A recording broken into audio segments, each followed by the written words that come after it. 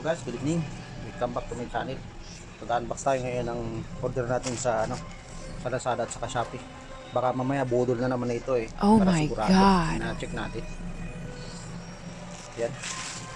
Kasi nung nakaraan, order ako ng sa upuan, cover. Ito yun. Pero ang dumating ay Magic Gatas. Gatas mga idol. Ito naman sa Shopee to. Kami to cam. Medyo may kamahalan ito kaya check natin baka mamaya ito ay kung ano naman sa loob. Tingnan natin. Lagay lang natin dyan yung camera.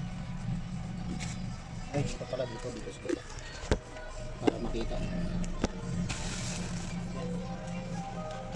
Tingnan natin mga idol. Talagang hindi na tayo nabudol.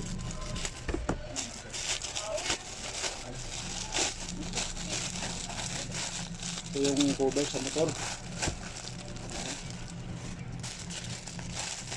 Yun. So, idol. Mukha nakasamba tayo ngayon. Nakasamba tayo ngayon. Talagang ito. So, pala tama. Tama talaga idol. Cover.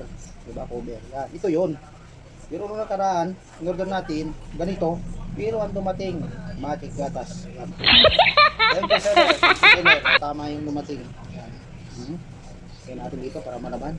Tapos ito naman, ito yung galing Shopee. Ito natin ito. Talagang ito ay legit din. Thank you pala sealer dun sa pinadala mo na cover. Wow! Budol talaga, budol.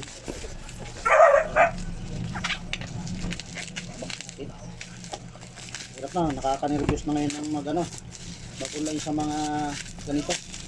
Lalo na ito, ano na to bayad na to nung in-order ko, bayad na agad to. Hindi na, online payment to, kaya pag nabudol ako, wala na, bayad na. Ayun,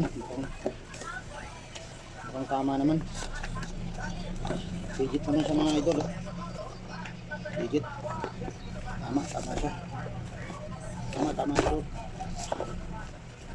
Shop natin lang balik ko dyan.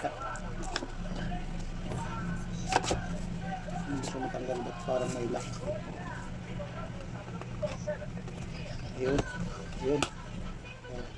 Legit mga idol, legit. Kasama with SD card. 64 gig na SD card. Thank you. Ito yung laman niya idol. Okay. Thank you seller. Thank you. Thank you for watching guys. For the next video ulit. Thank you.